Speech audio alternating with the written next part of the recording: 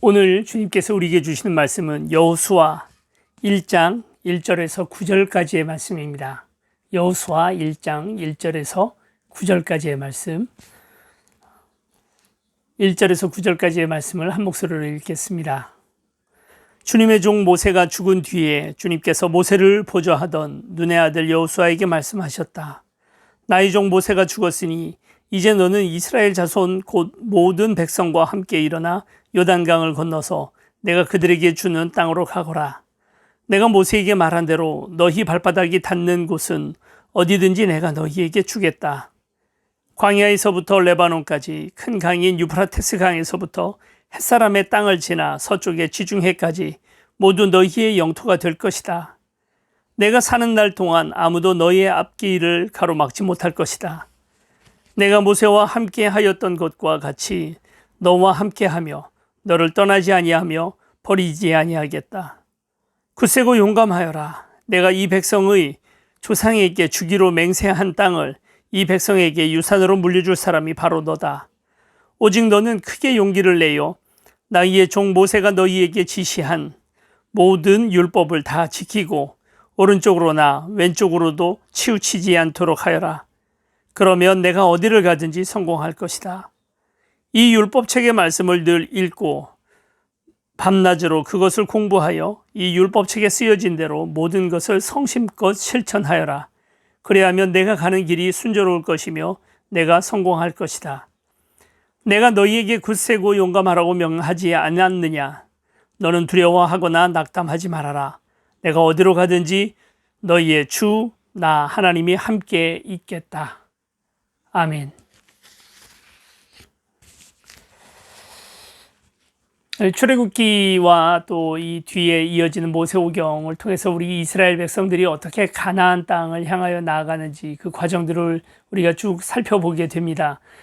그 과정들을 처음에 보면 이스라엘 백성들이 정말 좀 너무한다 싶을 정도로 하나님 말씀 잘 안 듣고 아무 자격이 없는 그런 백성들이라는 사실에 우리가 분통이 터지죠.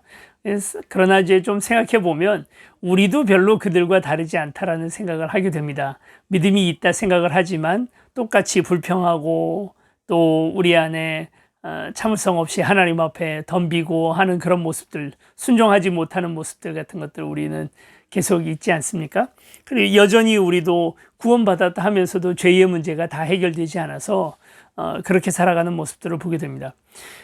그런데 40년이 지나잖아요. 모세가 처음 이스라엘 백성들을 홍해바다 건너가지고 나오고 나서 그리고 40년 지나서 드디어 가나안 땅 앞에 갔을 때 이스라엘 백성들은 전혀 다른 사람들이 되어 있습니다.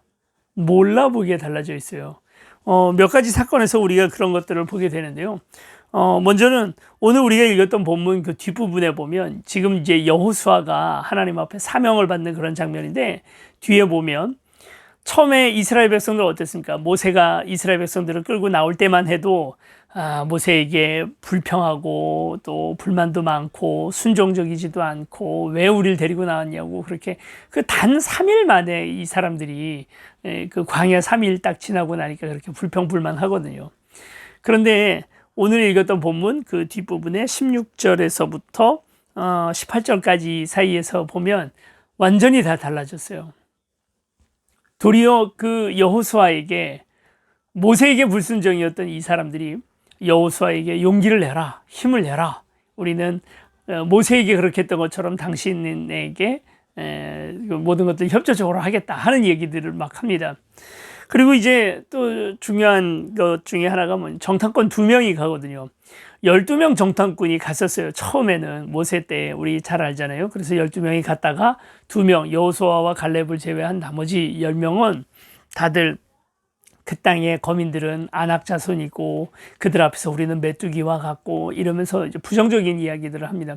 그러나 이 단 2명 여호수아와 갈렙만큼은 그 다 사실이다. 사실이지만 그렇게 그들이 강한 사람들이라는 것도 그리고 우리가 그들 보기에 메뚜기 같은 이들이라는 사실도 다 사실이다. 그러나 너희들이 계산하지 않은 변수가 하나 있으니 하나님 우리와 함께 하신다는 사실이다.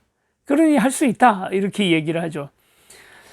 그러나 백성들은 다수결, 어떻게 보면 굉장히 객관적인 사실이라고 얘기해야 되는데요. 객관적이죠. 10명이 주장하는 거니까 2명이 얘기하는 건 구름 잡는 것 같은 얘기고 10명이 하는 얘기는 훨씬 더 귀담아 들을만 하다고 여전히 우리는 그렇게 생각하잖아요. 그래서 그 사람들 이야기를 듣고 그 사람들에게 동요되어서 결국은 가나안 땅을 들어가지 못합니다. 그러나 왜 12명이 갔는지를 여러분 한번 잠깐 생각을 해보세요. 왜 12명이 갔을까? 각 지파가 한 2명, 3명, 스파이는 많이 가면 안 됩니다. 가면 금방 눈에 드러나잖아요. 그러니까 한 2명 보내는 게 합당한데, 그럼에도 불구하고 그 모든 위험 부담을 안고도 12명을 보낸 이유가 뭘까요? 지파 이기주의, 그리고 서로 견제하는 그런 마음들 때문에 서로 사분오열돼 있는 거죠. 그러다 보니까 각 지파마다 대표를 하나씩 보낼 수밖에 없는 거예요. 그런데 지금 40년이 지난 이후에 정탐꾼 2명이 가는데요. 2명이 갑니다. 여호수아 이제 2장 3장 뒤에 보면 정탐꾼 여리고에 보내는 장면이 나오잖아요. 2명이 가요. 2명이 가도 서로 신뢰할 마음들이 생겼습니다. 전혀 달라진 거예요. 그 무리 전체가 뭐 100만 명 가까이 됐을 그 무리 전체에 그 느낌이 완전히 다르죠. 자, 그리고 여러분 보세요. 나중에 이스라엘 백성들이 여리고 다음에 아이라고 하는 아주 작은 성 하나를 치다가 공격에 실패해요. 그래서 이 문제가 뭐가 문제일까라고 해보니까 여리고 성을 공격할 때 아간이라는 사람이 그 여리고 성에 있는 그 뭐 몇 가지 폐물들을 숨겨놨어요. 하나님께서 절대 그러지 말라 했던 것. 그 한 사람이 그렇게 했다는 것 때문에 그 아이성 전체를 공격하지 못하게 되는 일이 벌어져서, 그래서 그 아간을 제외한 아간을 이제 사형에 처하고 그리고 다시 아이성을 공격하는 장면이 나옵니다. 저는 이 장면을 보면서도 이스라엘 사람들이 정말 많이 달라졌다고 생각이 드는 게, 왜 그런 생각이 드냐면 100만 명 중에 그 보물 숨긴 사람은 아간 한 사람이었던 거예요. 그러나 만약에 여러분 이게 한 40년 전으로 돌아가면 어떻게 될까요? 어마어마한, 그렇죠? 그런 범죄들을 사람들이 저질렀겠죠. 범죄에 대한, 죄에 대한 감수성이 이렇게나 많이 달라져 있는 것입니다. 40년, 세월이 4번 바뀌었을, 세상이 4번, 강산이 4번 바뀌었을 그런 세월이에요. 그렇죠? 그러다 보니까 사람들이 변화된 모습들이 참 많이 있습니다. 우리 이제 여기서 이런 생각을 한번 해보죠. 그래서 하나님께서 광야를 허락하셨구나. 광야 40년은 시간 낭비가 아니었고 이스라엘 백성들이 환골탈태하는 귀한 시간이었구나 하는 걸 알게 됩니다. 처음 모세가 홍해 바다를 가르고 그리고 바로 가나안 땅에 들어간 게 아니에요. 뭔가 드라마틱한 일들이 벌어졌잖아요. 홍해 바다가 갈라졌어요. 그리고 막 그 기적을 봤어요. 파라오 왕의 군대가 그 앞에 다 쓰러졌나. 그러나 이스라엘 백성들은 그 물밑을 통과해서 다 나왔어요. 그러면 바로 우리는 마치 어떤 플롯 하나 연상되는 것들이 있잖아요. 그 플롯에 의해서 가나안 땅에 멋지게 그 입성하는 장면으로 바로 연결될 것 같은데 전혀 그렇지가 않았어요. 대단한 은혜를 받고 내가 신앙적 체험, 그 누미노제의 체험이라고 하잖아요. 그런 걸 하고 나면 만사형통으로 이어질 줄로 우리는 생각합니다. 그런데 어때요? 그 앞에 펼쳐지는 건 광야입니다. 여러분도 내가 어떤 하나님 앞에 그런 약속을 받고 음성을 듣고 좋은 일들이 생겼다는 것이 곧 행복으로 연결되지 않는다는 사실에, 이제 우리가 좀 나이 먹고 어른이 되고 나면 그런 정도는 알게 되죠. 동화 같은 얘기는 없는 거예요. 그러니까 공주와 왕자가 만나서 서로 결혼하고 행복하게 살았더래요로 끝나는 인생이라는 건 없는 거예요. 그 뒤에 지난 한 어떤 과정, 지루하고 전혀 드라마틱할 것도 없는 그런 인생이 펼쳐지는 것입니다. 예수 그리스도를 믿자마자 천국에 가나요? 안 그렇다는 거죠. 예수님을 믿고 이제 새벽기도 시작했어요. 그러고 나서 모든 일들이 다 잘 되나요? 만사형통이 이루어지나요? 전혀 그렇지 않다는 거예요. 그런 어떤 드라마틱한 좋은 결단이 있고 체험이 있고 또 어떤 계기가 있고 나서도 우리 앞에는 광야라는 세월은 항상 펼쳐질 수 있다는 사실을 기억해야 됩니다. 광야는 이스라엘 백성들을 위치, 환경에서는 이스라엘 백성들이 달라졌죠. 이제 종이 더 이상 아니고, 그렇죠?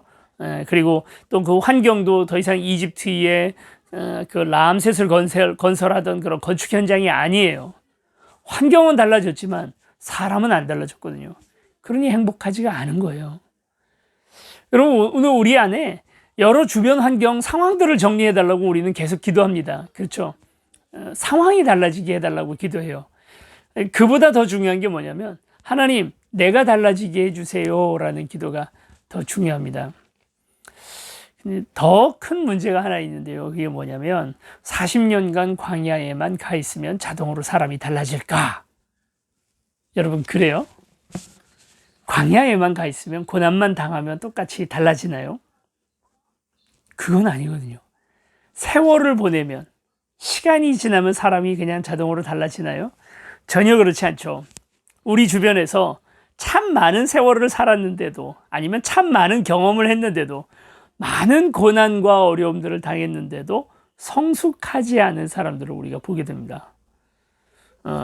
여러분들께 사랑하는 마음으로 권면하기는, 여러분도 치열하게 기도하며 하나님 앞에 영성으로 그 영성의 훈련들이 이루어지지 않고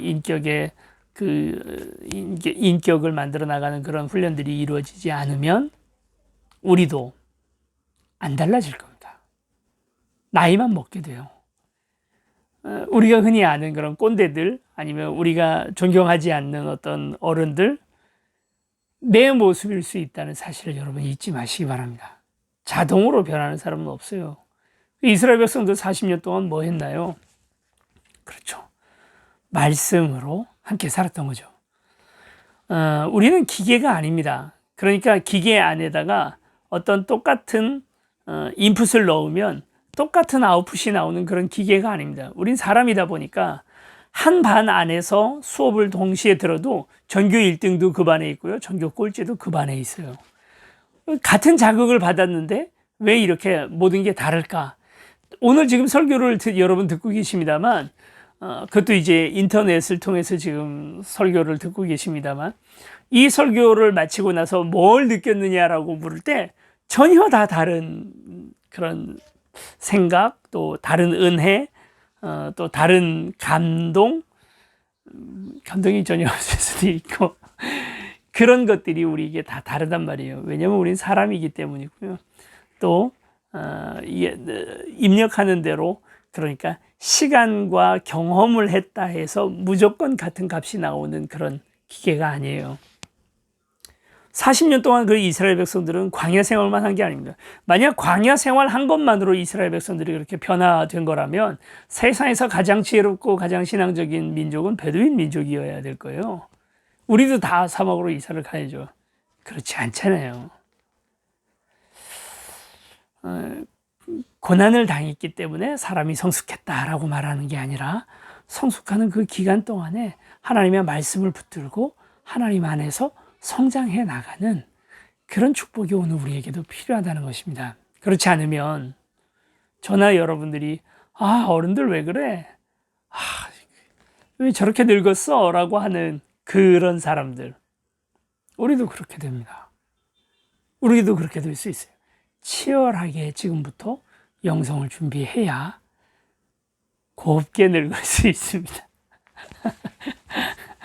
곱게 늙은 모세가 돌아가셨죠. 느보산에서 하나님께서 너희의 사명은 여기까지다 라고 합니다.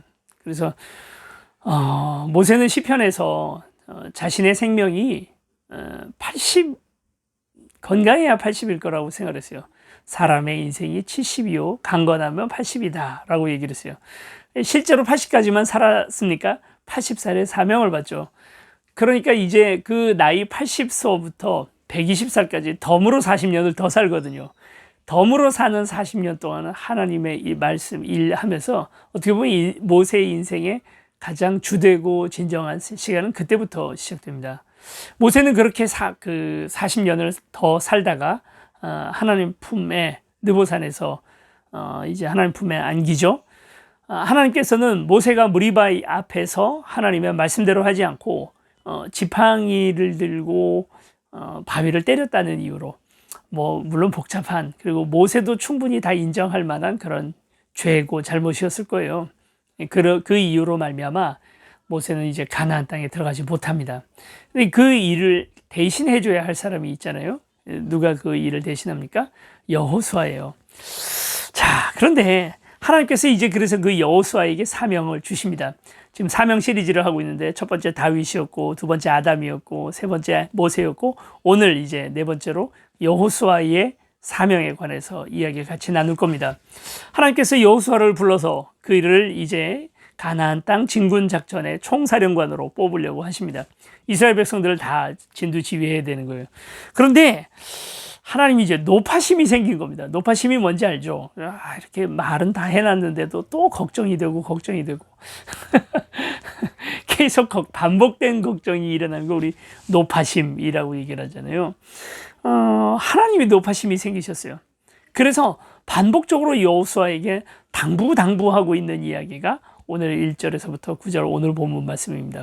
여기에서 끝나지 않아요. 뒤에 가면 계속 합니다. 여호수아가 쫄본가? 겁이 원래 많은 사람인가? 그런 생각이 좀 들 만큼 하나님이 여호수아에게 주셨던 당부 내용은 뭔가요? 뭐 좌로나 우로나 치우치지 마라 하는 얘기도 있고, 너는 말씀을 항상 옆에다가 두어라 하는 얘기도 있고, 모세에게 배웠던 것 뭐 이런 것들 잘 기억해라 하는 얘기도 있습니다만, 주된 내용은 두려워하지 말라는 이야기입니다. 본문 말씀 잠깐 볼까요? 6절 굳세고 용감하여라. 7절 오직 너는 크게 용기를 내어 나의 종 모세에게 너에게 지시한 율법을 다 지키고 크게 용기를 내랍니다. 9절입니다. 내가 너희에게 굳세고 용감하라고 명하지 않았느냐? 너는 두려워하거나 낙담하지 말아라. 이렇게까지 얘기를 하시네요. 그리고 또 그 뒷부분에도 보면 내가 어디로 가든지 너희의 주 나 하나님이 함께 있겠다. 18절에 가면 이번에는 이스라엘 백성들이 여호수아한테 얘기합니다. 이스라엘 백성들 뭐라 하냐? 18절에 여호수아 어른의 명령을 거역하고 지시하는 말에 복종하지 않는 사람은 누구든지 모두 죽임을 당할 것입니다. 이렇게까지 얘기할 필요는 없는데, 그리고 뒤에 여호수아 어른께서는 오직 굳세고 용감하시기를 바랍니다. 이제 이걸 미루어서 우리가 짐작해 볼 수 있는 건 여호수아 원래 겁이 많았구나 이런 걸 알 수가 있어요. 저희 집에도 겁 많은 아이가 한 명 있어요. 저희 막내가 겁이 좀 많아요. 어제도 요즘에 이제 날씨가 장마는 끝났다고 하지만 막 뇌우가 내리더라고요. 그러니까 비와 함께 천둥 번개가 막 치잖아요. 새벽에 가끔 그래요. 새벽에 이 녀석이 잠을 못 자는 겁니다. 너무 무서워요. 천둥이 치고 그러면 지 누나들은 여자아이들이 남녀 차별적 생각일지 모르겠습니다만 누나들은 뭐 별로 두려움이 없어요. 그런데 이 남자애가 너무 겁이 많아. 이런 편견 버려야 되겠죠? 죄송합니다. 겁이 많아요. 우리는 겁 없나요? 다 겁이 있죠. 다 두려운 게 있죠. 저나 여러분 다 두렵잖아요. 뭐에 대한 두려움이 오늘 우리에게 있을까요? 그래요. 여러분 요즘 가장 두려운 게 뭐예요? 뭐 때문에 가장 무서우세요? 돈 걱정도 있고 건강도 두렵고 코로나 걸릴까봐 그것도 무섭고 두렵죠. 그런 두려움들, 우리가 어떤 사명을 맡아서 하나님 앞에서 그 사명을 감당함에 있어서 우리에게도 여전히 이와 같은 두려움들이 있다는 것입니다. 여호수아는 어떤 두려움에 쌓였을까? 우리는 좀 유추를 해볼 수 있는 것이죠. 여호수아가 두려워했던 점들, 뭘 두려워했을까? 첫 번째, 이런 부분입니다. 목회자로서 이렇게 그 목회를 하는 데 있어서 가장 두려운 그 사역지라는 건 어떤 곳이냐면요. 전임자가 잘 했던데. 전임자가 진짜 잘했어요. 그래서 그 성도들로부터도 사랑을 많이 받고 존경을 많이 받고 칭찬을 많이 받던 그런 사역지에 들어갈 때는 두렵습니다. 내가 아무리 잘해도 그 본전밖에 못하거든요. 거기에서 나도 그들의 사랑을 똑같이 받고, 뭐 전에 목사님도 잘했지만 이 목사님 진짜 좋았어 라고 이야기 듣기가 쉽지가 않아요. 그럼 어떤 사역지가 쉬운 사역지냐? 전임 사역자가 죽을 쓴 사역지들이 있어요. 설교도 잘 못하고 성도들 사랑하지도 못하고 싸우기만 싸우고 이상한 프로그램 하다가 실패하고 그런 사역지 가면 뭘 해도 자꾸 요는 뭐냐면요. 그 앞 사람하고 자꾸 비교하면 안 돼요. 그 누구 다른 사람하고 자꾸 비교하면 안 돼요. 그냥 그분이 받은 사명이 그 시절에 있었다는 사실을 좀 충분히 이해하고 인정하는 게 우리 모두에게 되게 중요한 부분이 인격의 성숙이 되는 부분이 아닐까 하는 생각이 듭니다. 자, 어쨌든 모세는 어느 쪽일까요?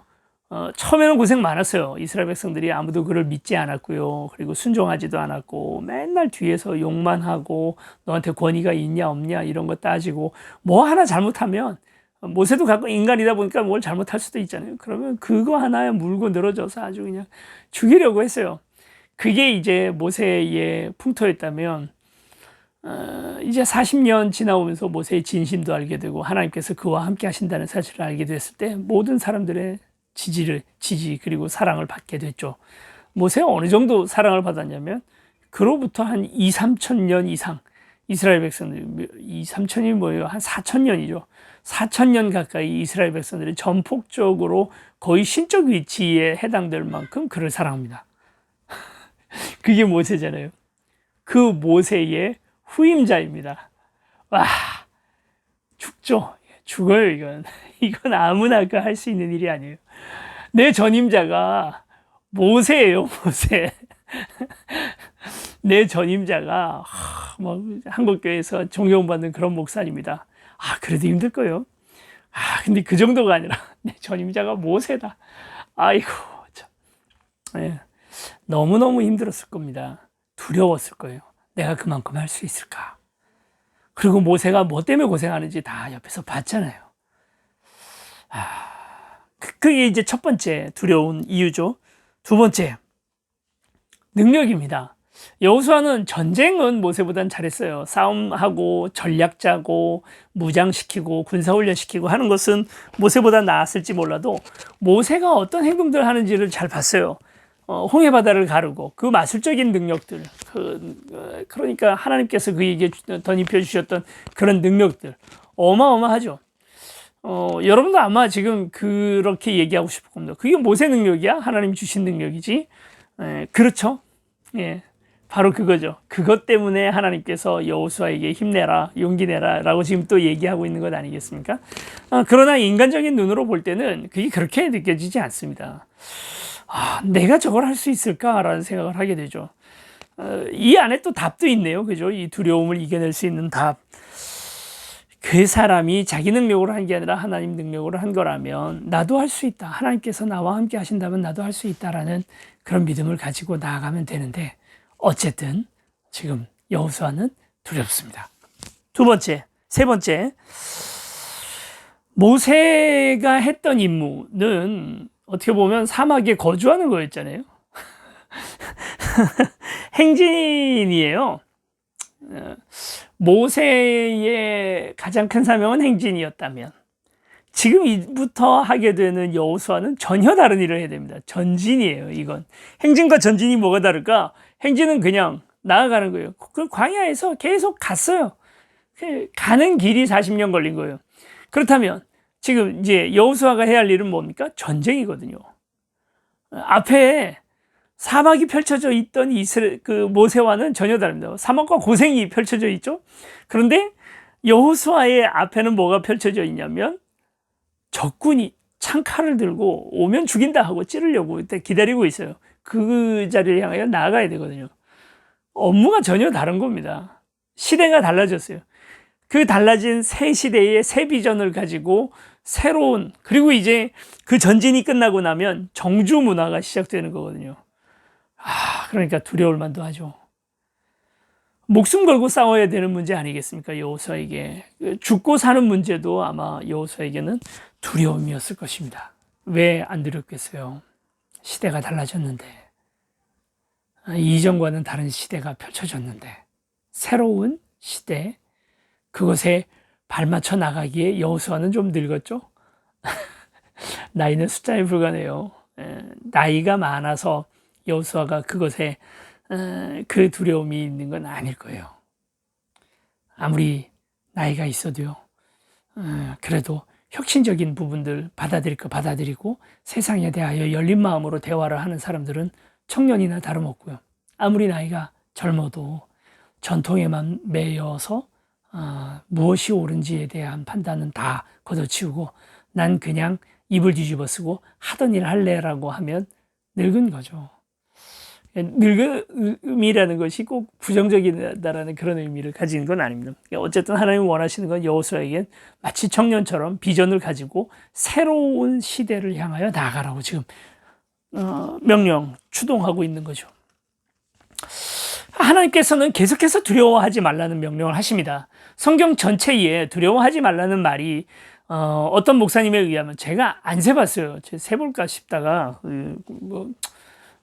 그거 세는 게 꼭 의미가 있을까? 어떤 목사님이 얘기하더라고요. 365번이 나온답니다. 두려워하지 말라. 두려워하지 말라. 무서워하지 말라. 그런데 여호수아에게 했던 이 하나님의 명령 두려워하지 말라가 우리는 위로로 많이 알고 있는 말씀이잖아요. 그래서 1장 9절은 특별히 우리가 많이 외우고 또 사랑하는 말씀입니다. 내가 너희에게 굳세고 용감하라고 명령하지 않았느냐? 너는 두려워하거나 낙담하지 마라.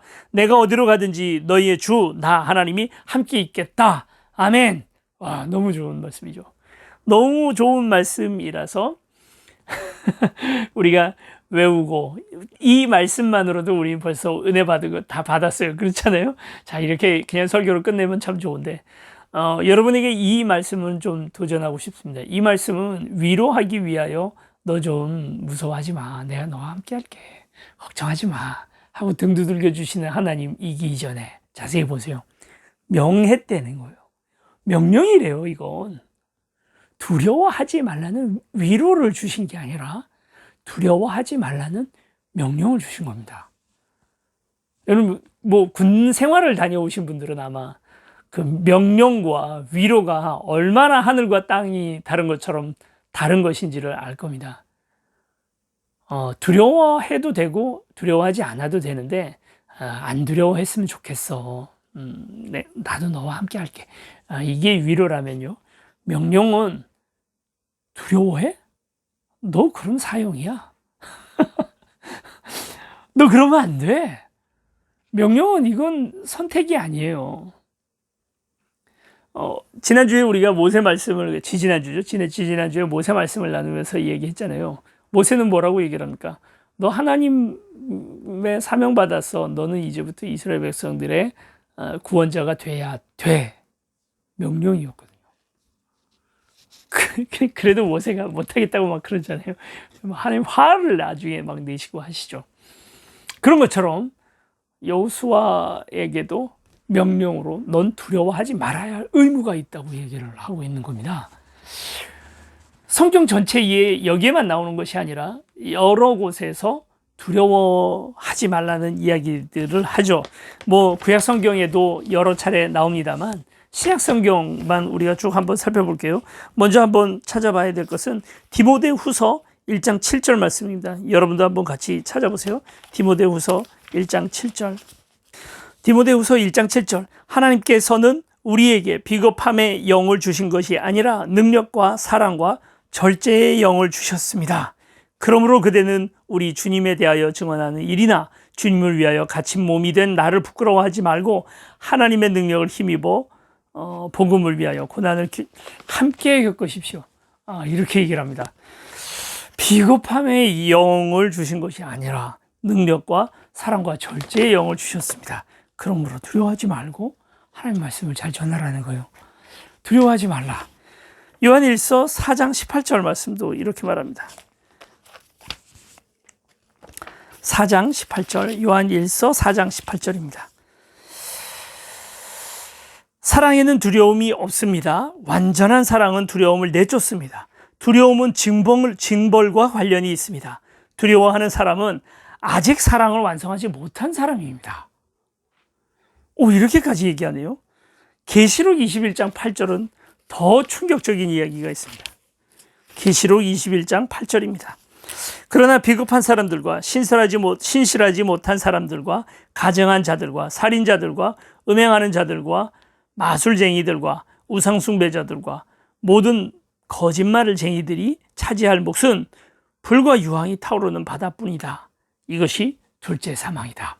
여기 비겁하다라고 이렇게 세 번역 성경은 번역을 했는데요. 우리 원래 가지고 있던 개역 개정 성경에는 두려워하는 자들과 이제 이렇게 되어 있습니다. 같은 말이죠. 비겁한 자들. 왜 비겁해집니까? 두려움에 져서 비겁해지는 거잖아요. 근데요, 이 두려워하는 자들이 뭐라고 하냐면, 신실하지 못한 자들, 믿음 없는 자들, 가증한 자들, 살인자들, 음행자들, 마술쟁이, 우상숭배, 거짓말쟁이들, 그런 이들과 함께 불과 유황이 타오르는 지옥에 간대요. 믿느냐, 우리는 자꾸 그 복음을 오해하는 것 중에 하나가 믿느냐 안 믿느냐, 믿지만 않으면 안 믿는 사람들은 다 지옥 가고 믿는 사람들은 다 천국 간다라고 그렇게 단순한 이야기로 되어 있는데 21장 8절 뭐라고 얘기를 합니까? 이 안에는 믿음이 없는 사람뿐만이 아니라 여러 거짓말하는 사람들, 마술쟁이들, 살인자들, 우상숭배자들 이런 사람들 다 지옥 간다고 되어 있어요. 근데 거기에 누가 포함되어 있냐면 두려워하는 자들, 비겁한 자들, 그러니까 두려움에 져버린 자들이 같이 포함되어 있습니다. 무서운 사람들. 이거 뭐예요? 두려움 없는 사람이 어디 있나요? 천둥만 쳐도 뇌우만 쏟아져도 우리는 무서운데 두렵잖아요. 내년에 나 직장 잘 안 되는 거 아니야? 학교 못 가는 거 아니야? 코로나 이거 안 끝나는 거 아니야? 그런 두려움도 우리 모두에게 다 있잖아요. 근데 그 두려움이 진짜 천국도 못 가고 지옥 가는 그런 두려움, 그런 거라고요. 그리고 두려워하면 사랑을 모르는 거라고요. 그 하나님의 사랑의 구원 안에 아직 못 빠져본 사람이라고요. 왜 이렇게까지 두려움에 대해서 성경은 반대하고 그 두려움을 가지지 말라고 위로하는 정도가 아니라 명령까지 하셨을까요? 그만큼 두려움은 죄악이고 나쁜 것일까요? 먼저 좀 우리가 살펴봐야 하는 것은 이 두려움의 속성입니다. 좀 우리 심리학자들의 힘을 빌어서 이 두려움에 대해서 먼저 좀 설명을 한번 해봅시다.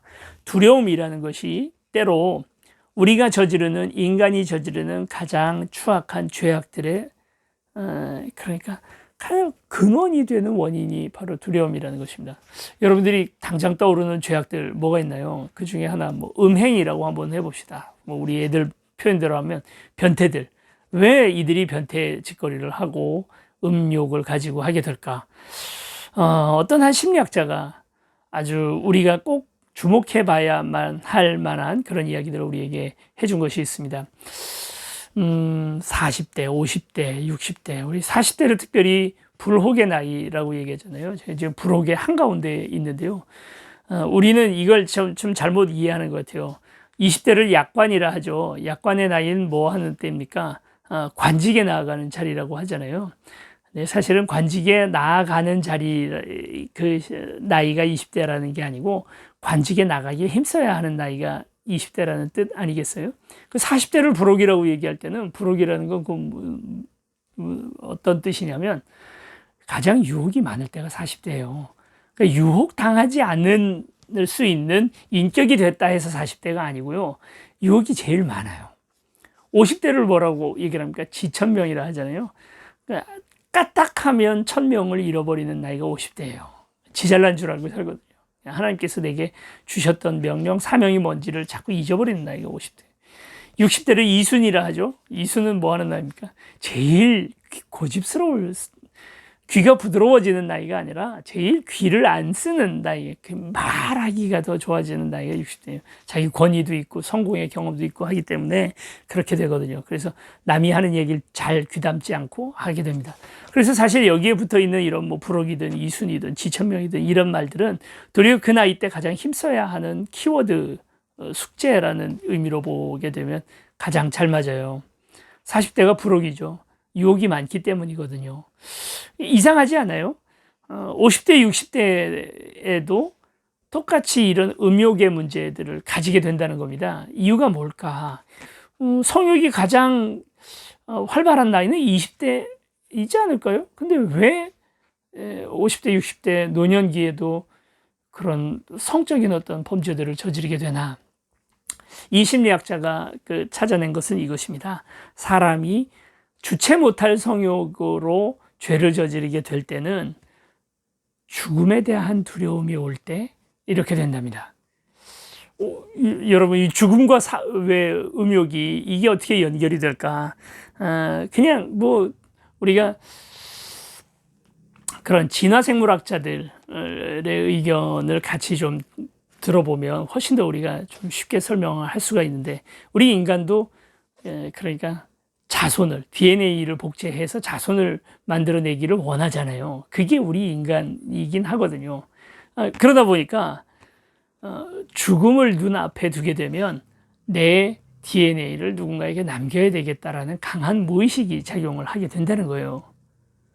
그래서 도리어 죽음 앞에서 어떻게 보면 인간의 생존 본능, 생존 숙제가 생각나는 것이 바로 음욕이라는 겁니다. 놀라운 사실은 전쟁하는 군인들이 특히나 이 음욕의 문제를 해결하지 못해. 총알이 빗발치고 옆에서 포탄이 텄는데, 그런데 그 생각이 날까? 그 생각이 나는 게 인간이에요. 어제 내 친구가 죽었어. 오늘 나는 그 여자 만나러 가야 돼. 해외에 주둔하는 군인들이라든지, 우리나라에게 참 안타까운 얘기입니다만, 예전에 그 일본인들이 우리나라 사람들을 수탈을 해가지고 막 동남아나 이런 데 갈 때 우리나라 사람들, 우리나라 처녀들을 그 꽃 같은 소녀들을 다 데리고 가서 위안부가 되었건 뭐 그렇게 끌고 갔잖아요. 그걸 또 무슨 뭐 공창이었네 뭐 하고 이제 떠들어대는 그런 헛소리 하는 사람들도 있습니다. 그럼 어쨌든 간에 그 사람들이 왜 거기에 여자들까지 데리고 가야 할까? 포탄 한 발 더 데려가지, 어떻게 하나 더 가지고 총알 하나 더 가져가지, 거기에 그 여성들을 데리고 가는 이유가 뭘까? 총알이 빗발치는 죽음이 코앞에 있는 사람들에게 이 문제는 너무나 중요한 문제이기 때문이에요. 그래서 중년 이상의 남성들, 20대 30대들보다 훨씬 더 성적 유혹에 취약할 수 있습니다. 죽음이 앞에 있기 때문에. 죽음에 대한 두려움이 음욕으로 연결이 됩니다.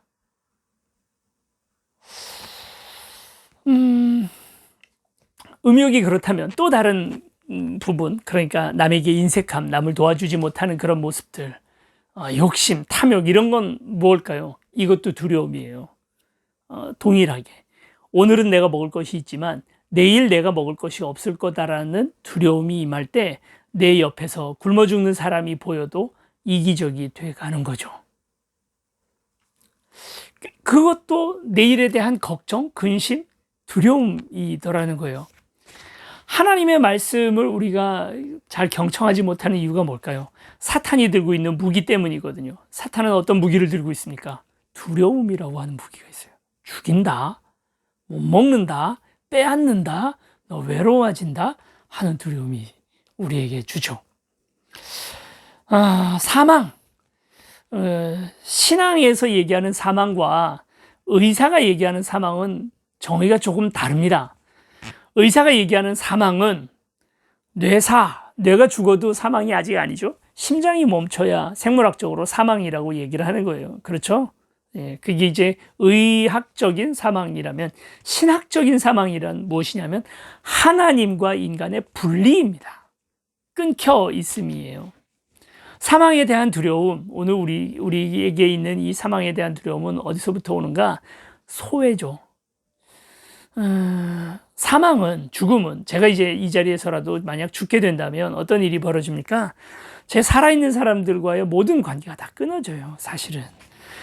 심장이 멈추는 것 자체가 오늘 우리에게 힘든 것이 아니라 그렇게 끊어져서 이제 내가 완전히 고립되고 잊혀지는 것이 죽음의 진짜 현실이거든요. 그런데 사람들과 관계 끊어지면 괜찮다. 하나님과의 관계가 끊어지는 게 진짜 죽음이다라고 얘기하는 게 그게 성경이고요. 그래서 오늘 우리가 이 사망을 극복하는 가장 중요한 비결은 하나님과의 연결이에요. 혹시 우리의 심장은 멈췄다 할지라도, 그래서 더 이상 내 몸에 더운 피가 흐르지 않는다 할지라도, 그리고 내 몸이 썩어간다 할지라도 하나님과 내가 연결되어 있다면 죽음이 아닙니다. 그렇게 얘기하는 게 신앙이거든요. 그걸 믿는 것이고. 그런데 죽음의 피상적인 부분들에 있어서 죽음에 대한 두려움을 가진 사람들이 있어요. 사람들과의 관계에 소외만 돼도 그게 죽음의 공포로 느껴지거든요. 소외되지 않으려고 사람들이 하는 게 뭡니까? 관종? 관심 받으려고 하는 거? 그게 아니고요. 권력을 가지려고 하죠. 권력자들이 제일 흥분하는 자리가 어딘지 아세요? 의외로 권력자들이 제일 힘들어하는 무시당하는 거예요. 소외당하는 거예요. 미치려고 그래요. 그거 정말. 그 권력의 욕구도 소외, 죽음에 대한 두려움, 더 근본적으로 죽음에 대한 두려움, 소외에 대한 두려움이라는 사실을 우리가 알게 되는 거죠. 그래서 어떤 일이건 권력자가 여러분 회사에서 생각해 보세요. 한번 그냥 이 좀 힘 있고 능력 있는 사람들이 원하고 바라는 게 뭐겠어요? 내 중심으로 돌아가는 걸 바라고요. 모든 일들을 내가 알기를 원해요. 내가 다 책임지길 원하지는 않지만 문제는 그거죠. 내가 아무것도 아닌 사람이 되는 것에 대한 극심한 두려움들이 다 있어요. 그렇습니다. 이런 식으로 생각해 보면 인간이 가진 모든 죄악들, 그 더러운 추악함들을 다 두려움으로 설명할 수 있어요. 아담, 하와가 왜 선악과를 따먹었을까? 결국은 하나님 권력의 그 소외 때문이죠. 하나님께서 너희에게 안 알려준 어떤 비밀이 있다라고 하니까 혹하게 되는 거거든요. 그 이후에 일어나는 모든 인류의 모든 죄악들이 사실은 죽음에 대한 두려움, 이런 부분이 있습니다. 사탄의 전가의 보도입니다. 사탄은 항상 이 죽음을 가지고 우리를 협박하고요. 우리를 억누르고 그렇게 하죠. 예수 그리스도께서 십자가를 지신 사건은 바로 이 두려움, 사탄이 가지고 있는 전가의 보도를 뺏어버린 사건이에요. 난 널 죽일 거야 라고 얘기하는 사탄 앞에서 우리는 하나님의 말씀에 순종할 수가 없어요. 부동산 투기해야 되고요. 욕심을 가져야 되고요. 그리고 또 그 세상 가치관을 따라갈 수밖에 없어요. 그렇게 해야 살거든요. 그렇지 않으면 소외당하는 거고. 그런 두려움 속에서 예수 그리스도께서 하신 일이 뭡니까? 내가 부활이다. 내가 곧 생명이다. 나를 믿는 자는 죽어도 살겠다. 하나님 안에서 절대 소외되지 않는다. 너는. 그게 복음 아니에요. 그래서 우리의 선배들, 우리 초대교회의 많은 그 성도들은 사자 아가리 앞에서도 찬양하고 하나님을 기뻐하고 그 십자가에 거꾸로 매달려서 불에 태워지는 그런 고통 속에서도 죽음을 두려워하지 않을 수 있었던 것입니다. 당장 내 목에 칼을 들이대서 그 죽음에 대한 두려움이 아니라 우리에게는 다 근심과 걱정의 부분들이 있죠. 두려워해야죠. 두려워하지만 그러나 두려워할 것을 두려워해야 하는 것입니다. 좋습니다. 목사님, 그 다 좋은 말씀인데 그러면 사람이 어떻게 두려움 없이 살 수 있나요? 아무 두려움 없이 살아가는 사람이야말로 가장 죽기 좋은 확률이고 망하는 길 아니겠습니까? 동의합니다. 저도 두렵죠. 그 두려움 자체를 죄악이라고 말하면 안 되죠. 그러면 어떻게 이 두려움의 문제를 해결할 수 있을까요? 두려워할 자를 두려워하면 됩니다. 무서워할 자를 무서워하면 됩니다. 뭘 두려워하느냐의 문제예요. 아예 아무 두려움이 없는, 세상 무서울 게 없는 사람이 신앙인인 게 아니고요. 신앙인에게도 두려움이 있죠. 저에게도 두려움이 있습니다. 하나님께 버려질까 봐. 그렇죠. 전 그건 두려워요. 그리고 또 내가 하나님 뜻대로 살지 못할까 봐. 하나님의 존전 앞에 나중에 글쎄요 몇 년 뒤가 될지 모르겠습니다만 뭐 한 4, 50년 뒤에라도 하나님의 존전 앞에 가서 섰을 때 용주야 넌 뭐 하다 온 거냐? 이 소리 들을까 봐에 대한 두려움. 당장 내일 먹을 게 뭘까? 막 그게 두렵고 막 죽고 사람들로부터 무시당하고 하는 것, 소외에 대한 두려움, 이런 것들 때문에 음욕을 저지르고요. 그리고 막 남의 것들을 착취하고 빼앗고 남을 협박하고 겁박하는 그런 사람들이 아니라 그게 이제 진짜 두려움 사람들 아닙니까?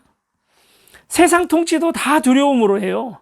죽인다, 가둔다, 뺏는다라고 하니까 사람들이 벌벌 떨고 무서워서 그 말대로 가는 것 아닙니까? 세상이 감당치 못할 사람들이 기독교인들이에요. 왜요? 이 사람들은 두려움이 없거든요. 그 사탄이 가지고 있는 그 전가의 보도를 아무리 휘둘러도 예수 믿는 사람들은 끄떡도 하지 않거든요. 그러니까 세상이 감당이 안 돼요, 이 사람들은. 우리에겐 두려움이 다른 종류예요. 우리는 죽인다 하는 게 두려움이 아닙니다. 더 이상. 아멘. 그 모세가 느보산에서 하나님 앞에 하나님의 품에 안기는 것처럼 오늘 우리는 우리의 죽음은 어디서 어떤 죽음이 되더라도 그것 자체 우리에게 기쁨이고요, 즐거움일 수도 있어요. 그것으로 말미암아 오늘 우리는 세상 모든 사람들, 살아있는 사람들과는 다 소외되죠. 그들을 더 이상 만나지 못하죠. 관에 갇히죠. 뭐 화장돼서 없어질 수도 있죠. 그렇지만 그럼에도 불구하고 우리의 전 존재가 하나님 안에 있는, 하나님 안에서 소외되지 않기 때문에 우린 그래서 두려움이 없거든요. 그러나 오늘 우리에게는 두려움이 있다는 거예요.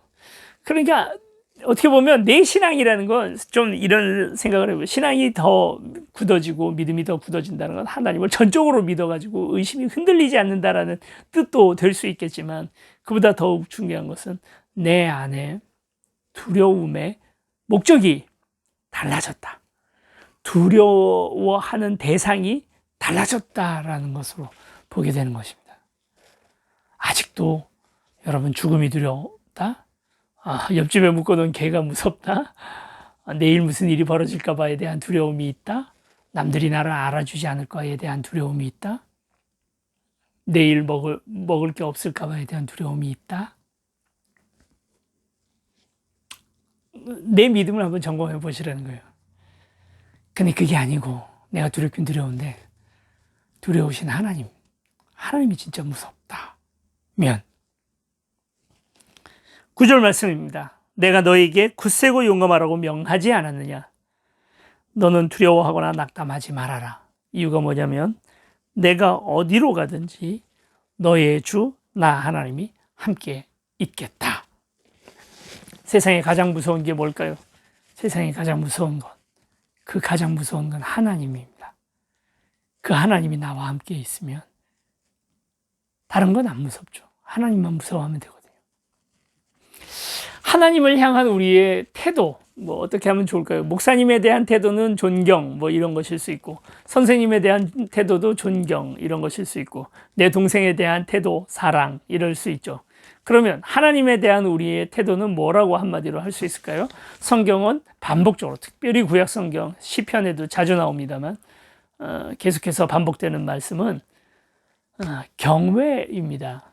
경외라는 말은 두려워하며 사랑한다라는 말의 합성어예요. 하나님 무섭고 사랑스러운 분이시죠. 그래서 그분을 향해서 우리가 해야 할 가장 중요한 것은 그분을 두려워하면서 사랑하는 것입니다. 그분이 두려운 줄 안다면 세상 무서운 줄 몰라요. 세상이 무서워지지 않습니다. 세상 만만해집니다. 왜냐하면 하나님이 무섭기 때문이에요. 내가 진짜 무서운 사람이 누군가 있다면 그보다 덜 무서운 사람이 옆에 아무리 있어도요, 그거 별로 신경 써지지 않습니다. 그분만 무서워요.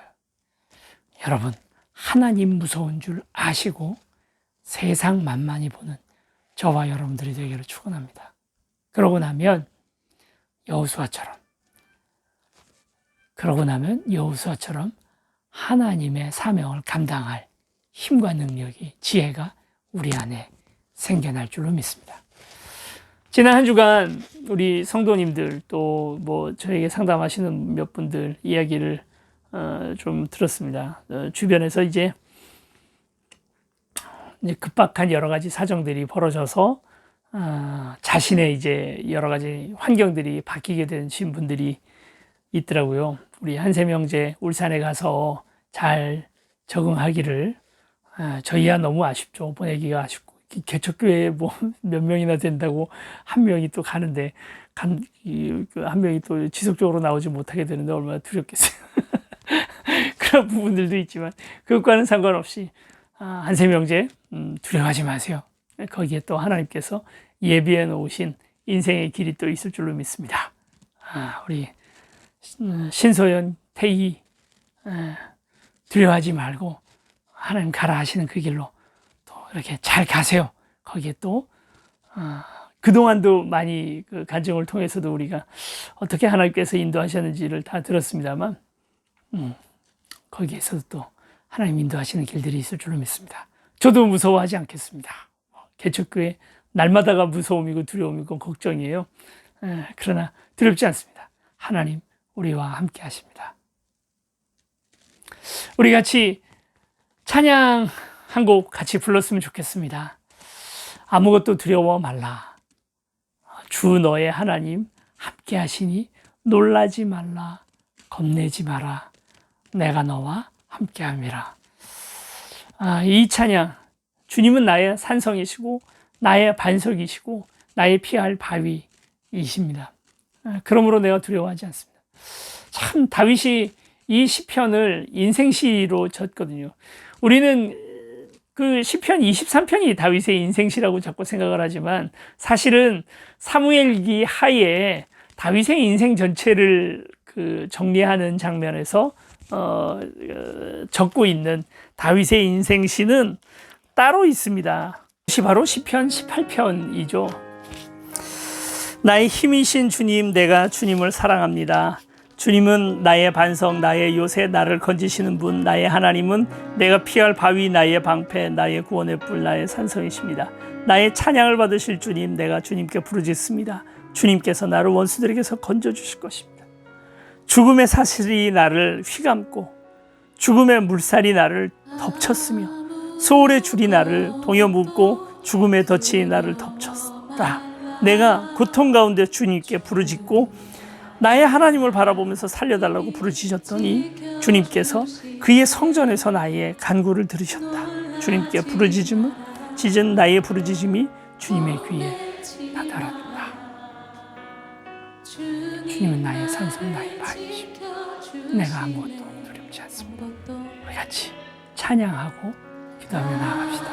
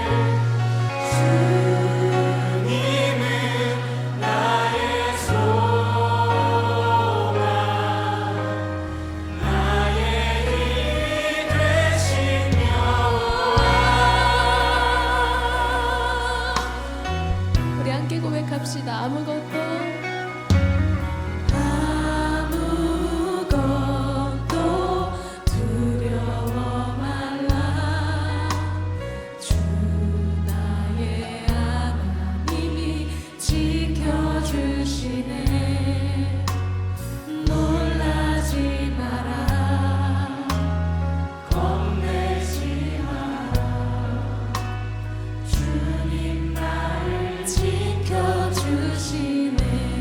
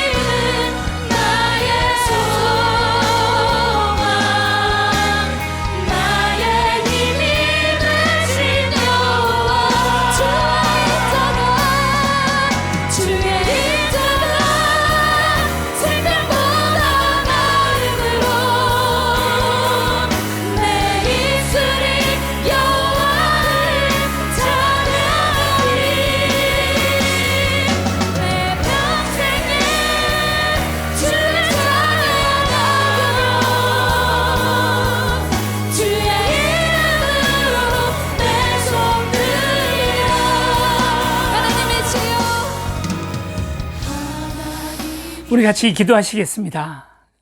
기도하실 때 여러분 지금 두려운 게 있죠? 두려움을 좀 다른 말로 표현도 좀 해볼게요. 걱정되는 거 있죠? 근심되는 거 있지 않으세요? 하나님 우리를 위로해 줄 마음은 없으세요. 다만 명령을 하십니다. 두려워하지 말라고, 걱정하지 말라고. 내가 너와 함께 하는데 왜 두려워하냐고요. 너 진짜 무서워할 거 무서워하라고 지금 얘기하십니다. 정의롭지 못할까봐, 하나님 뜻대로 살지 못할까봐에 대한 두려움, 우리 그것 때문에 한숨 쉬고 잠 못 잔 적이 있어요? 내가 하나님 뜻대로 못 살까봐, 내 인생이 그렇게 그냥 뭐 안 믿는 사람들이나 똑같아질까봐, 그거에 대한 두려움 여러분 가져본 적 있어요? 왜 우리는 못 먹을까봐 두렵죠? 왜 우리는 죽을까봐 두렵죠? 왜 오늘 우리는 뭔가 다른 여러 가지 불행들 때문에는 두려우면서도 정작 두려워할 거는 두려워하지 않느냐는 말이죠. 이 시간 기도할 때 근심되는 거 있으면요, 하나님 앞에 내려놓읍시다. 걱정되는 거 있을 때 그것 다 하나님 앞에 내려놓읍시다. 그분 우리와 함께 하신대잖아요. 왜 그 말 못 믿어요? 왜 그 말에 우리 용기 못 내요? 이 시간 함께 기도하겠습니다. 사랑과 은혜 많으신 아버지 하나님, 그렇습니다. 오늘 우리가 두려워하는 마음이 정직하게 있습니다. 걱정됩니다. 근심됩니다. 목사로서 교회를 생각할 때도 걱정이 되고요. 또 근심이 되고요. 성도들 생각할 때도 그들의 여러 가지 상황들 때문에도 걱정이 되고 근심이 됩니다. 그런 거 생각할 때 한숨 잡고 쉬게 되고 무서워, 두려워 떨기도 하고 눈물도 흘립니다. 하나님, 우리가 인간인 걸 어찌합니까? 오늘 우리 안에 믿음을 주셔서 우리가 두려워할 것을 두려워하게 하시고, 우리가 살아계신 하나님을 가장 두려워하게 하시고, 아버지 하나님, 죽음이라 할지라도, 세상에 어떤 피조물이라 할지라도, 천사도 권세자도 권력자도 또 어떤 피조물이라 할지라도 오늘 우리를 하나님의 사랑에서 떼어놓지 못한다 하셨던 말씀을 오늘 우리 다시 기억하게 하여 주시고, 그 말씀 그대로 담대할 수 있도록 도와주시옵소서. 여호수아가 새로운 시대를 열기 위하여 두려움을 이기고 전진하였던 것처럼 오늘 우리도 그리하기를 원합니다. 오늘 우리 그 사명 감당할 수 있도록 사명과 능력을 오늘 우리에게 허락하여 주시고, 여호수아에게 주셨던 그 약속 그대로 오늘 우리도 그렇게 살게 하여 주시옵소서.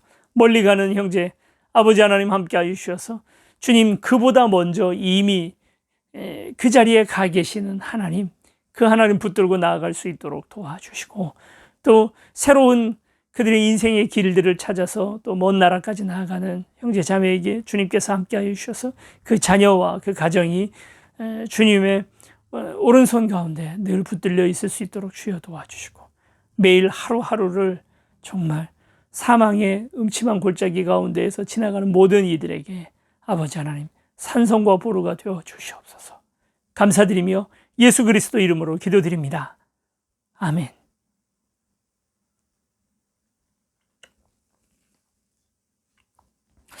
네, 광고는요, 또 코로나가 이젠 끝이다 생각을 했는데 안 끝나네요.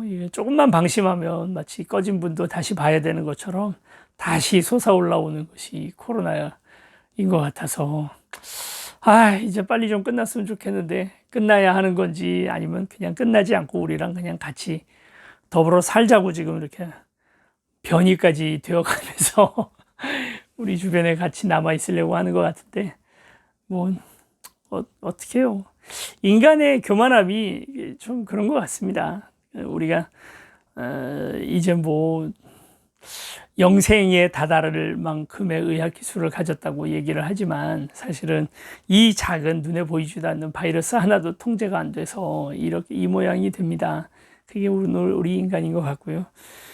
그러다 보니까 또 어쩔 수 없이 우리도 또 비대면 예배를 한동안 드려야 될 것 같습니다. 안타깝지만 어쩔 수 없고요. 정부 발표를 우리가 또 민감히 보고, 그리고 또 오늘 우리 교회 사정이나 또 성도들의 의견을 같이 듣고 다시 대면 예배로 전환하는 것도 신중하게 결정하도록 하겠습니다. 어쨌든 비대면인 기간 동안에 하나님과 대면하는 저와 여러분들이 되기를 축원하고요.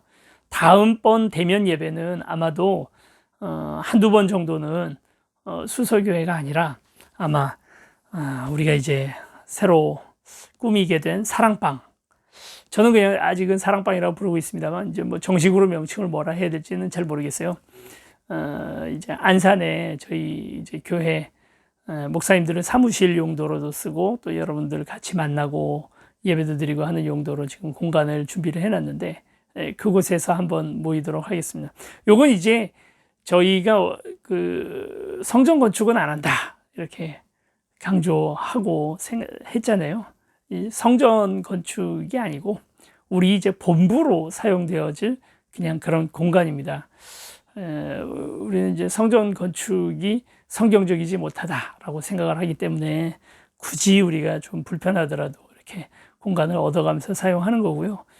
대신에 목회자들이 목회 활동을 할 사무실 공간, 그리고 또 우리 사역자들이 함께 모여서 여러 가지 사역을 해 나갈 수 있는 그런 공간은 필요하겠다 해서 이제 얻어지게 되는 공간입니다. 아주 작아요. 뭐 10평도 채 안 되는 그런 공간인 것 같은데, 여러분들 다 한번 초청을 하고 싶고요. 그리고 또 이제 예배를 한번 이제 그래서 코로나가 풀리는 예배는 아마 거기서 한번 예배 드리게 될 것 같아요. 다 같이 모여서 주일 예배를 드릴 수 있을 만큼 정도의 공간은 되는 것 같아서 거기서 모이도록 하겠습니다. 위에서 많이 기도해 주시고, 또 여러분들도 2인 이상 못 모이잖아요. 그렇죠.